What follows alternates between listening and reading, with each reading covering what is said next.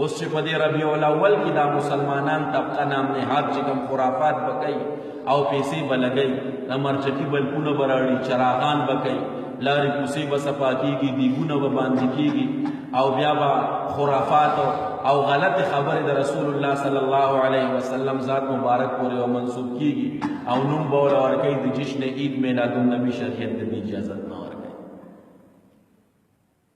چې مسلمان خپل مال په یو داسې طریقه باندې ولګوي.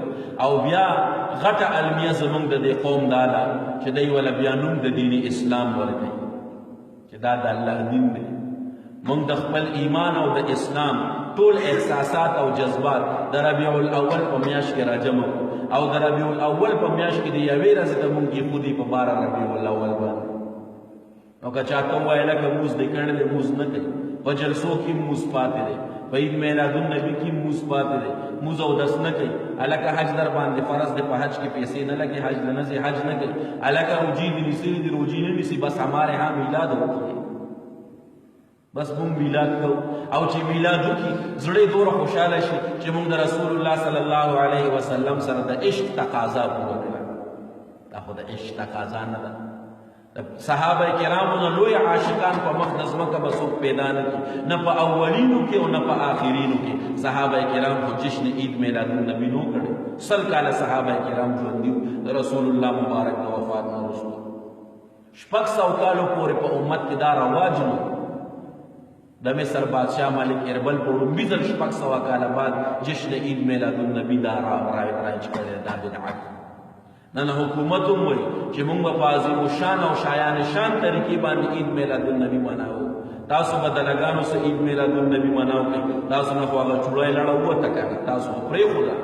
چا چې د رسول الله صلی الله علیه وسلم په ناموس حمله کړې وه، چا چې د پیغمبر علیه الصلاۃ والسلام په ذات مبارک کې ګستاخي کړې وه، هغه چوړی خو تاسو پرېښوده، تاسو به سه عید میلاد النبي وکړئ. د قیامت ورځ به د الله رسول ته په کم مخ باندې ودرېږي چې موږ ستا امتیان یو. نن پوره عالم کفر تا خوشحاله کړه، عیسایان دې خوشحاله کړل، د الله د رسول د ناموس په سر تا سودا وکړه، ته به هم وایي چې موږ به جشن عید میلاد النبي په شایان شان طریقې سره مناوو. دوزانو تاسو نه به نور څه د خیر تمه وشي، ته به څه د الله د رسول نوم والې په دې خپله خوله باندې چې یو چوړی دې ازاده کړه او دا وایي چې یاره په دې باندې څه ثبوت او څه ګواه نشته. که مناوې نو چل درته مونږ ښو چې د الله رسول به درنه ډېر خوشحاله شي. دکه چوړی په 12 ربیع اول باندې په مین چوک کې پانسي کې او پېټرول پې واچو کیلې ورته ورته کړه. که ګوره د الله رسول دې نه خوشحالېږي که نه. که د خپل حکومت استحکام غواړې، که د خپل ملک استحکام غواړې، که د خپل عقیدې استحکام غواړې، که د خپل پارټۍ استحکام غواړې، په 12 ربیع اول باندې دا ځوړنده کړه او تیلې ورته و پېټرول پې واچو. ته ګوره چې د الله رسول نه خوشحالېږي، دکه به صحیح جشن عید میلاد النبي وي. هغه پرېښوده که په داسې خرافاتو باندې به زمونږ دا قوم اوس مسلمانان نام نهاد دی به پیسې لګوي په عید میلاد النبي باندې چې شریعت او اسلام کې نه دی هېڅ قسمه تصور نشته او نه اجازت ورکوي.